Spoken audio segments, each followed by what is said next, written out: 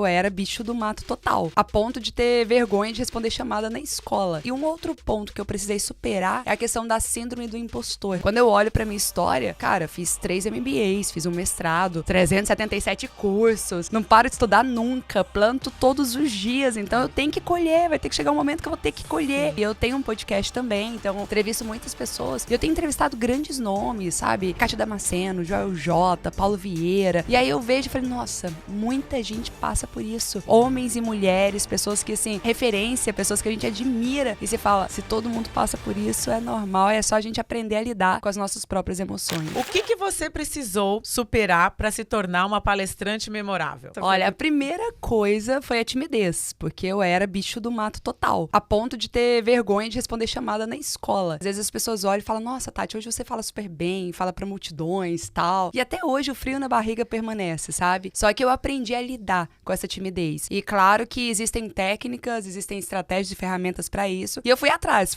dos universitários, dos mentores, pra conseguir me desenvolver neste aspecto. E um outro ponto que eu precisei superar é a questão da síndrome do impostor. Aquela questão de você não se achar boa o suficiente, não se achar capaz. E as pessoas olham e falam, nossa, Tati, eu te acho tão segura, tão confiante. E sim, eu tenho trabalhado isso todos os dias. Mas às vezes acontece uma oportunidade, como a vez que eu fui chamada pra palestrar em Harvard. A primeira questão que veio na minha mente foi, por que eu? Eu vou palestrar em Harvard? Foi assim, chocante pra mim. Logo em seguida, é uma das técnicas que eu ensino, inclusive pros meus alunos memoráveis, eu comecei a trabalhar a minha mente, um diálogo interno. E aí eu peguei e falei, gente, se eu fui convidada, é porque eu sou a melhor pessoa pra estar ali. Então eu tenho que abraçar essa oportunidade. E sim, sou eu mesma, porque quando eu olho pra minha história, cara, fiz 3 MBAs, fiz um mestrado, 377 cursos, não paro de estudar nunca, planto todos os dias, então eu tenho que colher, vai ter que chegar um momento que eu vou ter que colher. Sim. Se a gente esquece de olhar pra nossa história, esquece de olhar pra tudo que a gente tem construído, pra tudo que a gente vem fazendo, a tendência natural é, será que sou eu mesmo? Será que eu sou capaz? Será que eu não sou uma farsa aqui? E aí você olha e fala, não, peraí, eu mereço porque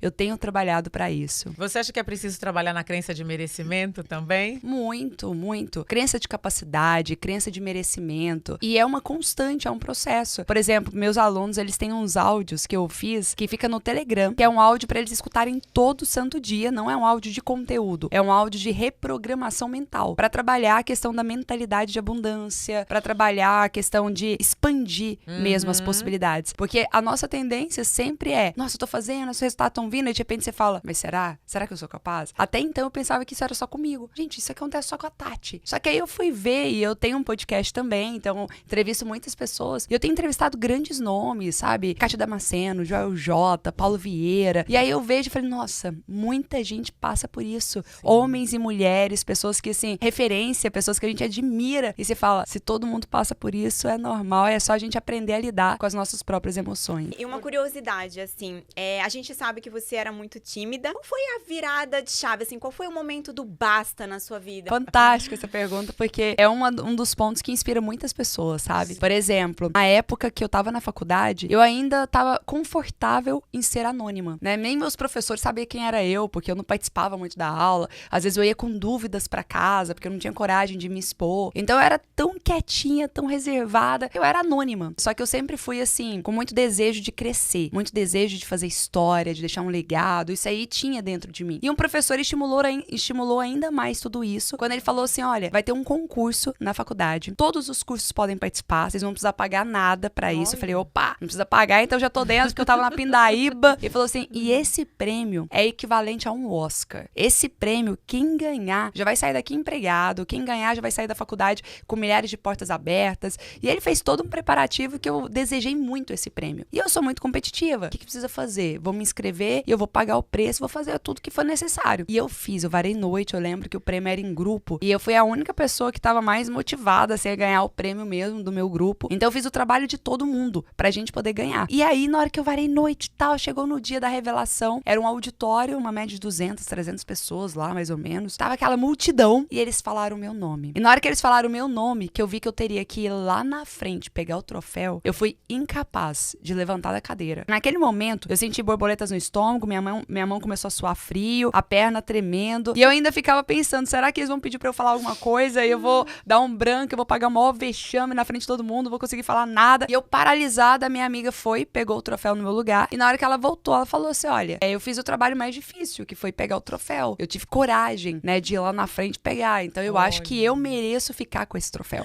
E naquele momento eu falei, o quê? Tipo, o trabalho todo foi eu que fiz, o nome que chamaram lá na frente foi o meu. Como assim você vai ficar com o troféu? E naquele momento, eu peguei e comecei a me perguntar, até quando? Até quando eu vou perder tantas oportunidades? Hoje foi só um troféu. Amanhã pode ser uma entrevista no emprego, depois pode ser a atração de um investidor, pode ser grandes outras oportunidades. Até quando eu vou perder tantas coisas por covardia, por medo, Olha isso, sabe? E aí, fantástico. isso me estimulou a buscar ajuda, porque eu sozinha eu não sabia como sair do lugar. Mas aí eu fui fazer curso de oratória, aí eu fui fazer curso de teatro, fui me desenvolver, contratei mentores, e aí foi onde eu comecei a evolução na área da comunicação. Então as pessoas pensam, você nasceu assim, né? Nasceu com talento. Eu falo muito isso pros meus alunos, falei assim, treine até as pessoas falarem que você tem talento. As pessoas falam, nossa, Tati, você é tão talentosa, né? Que dom maravilhoso. Eu falei, sou talentosa mesmo. Só Deus sabe o quanto que eu treinei e o que eu precisei enfrentar pra estar onde eu estou hoje. Eu acordava às 7 horas da manhã, ficava até meia-noite, estudando o dia inteiro. E aí eu lembro que meus primos estavam reunidos, que foi na casa de uma tia minha, e eles falavam, Tati, vamos pra piscina, tava tendo churrasco. Daí eu lá com o meu computador estudando. Aí meus tios viraram e falaram assim, Elizabeth, no nome da minha mãe, a Tati, eu acho que ela tá com problema, viu? Eu tô preocupado porque ela tá viciada em estudos. Tati, como começar do zero? Eu falei, gente, todo mundo começou do zero algum dia. Mas como que você começa do zero? Estudando, descobrindo o caminho das pedras, né? Qual que é o passo a passo? Quando você tem ali uma estratégia, quando você tem um método, tudo fica muito mais fácil, tudo fica muito mais rápido. Porque até então eu tinha tentado começar de outras maneiras. Tentativas e erros, começar fazendo, mas o prejuízo foi gigantesco. Peraí, vamos rebobinar aqui, ó, e voltar tudo. Comecei estudando, fazendo curso, aplicando item a item. Eu lembro que eu tava assistindo uma aula de tráfego. A minha sensação, minha cabeça doía tanto, que eu não entendia nada. 10 minutos, 15 minutos, você fala, cara, o que eles estão falando? Eu acho que isso é não grego, é pra isso mim. aqui. Isso aqui Os não é termos, pra mim, não. né? Eu tinha que ficar pausando o vídeo, pesquisar o que é isso, o que é aquilo. Eu lembro que na hora que eu terminei de assistir uma aula, eu falei, não entendi nada. Vou assistir de novo essa aula. E só de raiva, aquele negócio assim, igual academia, na força do ódio.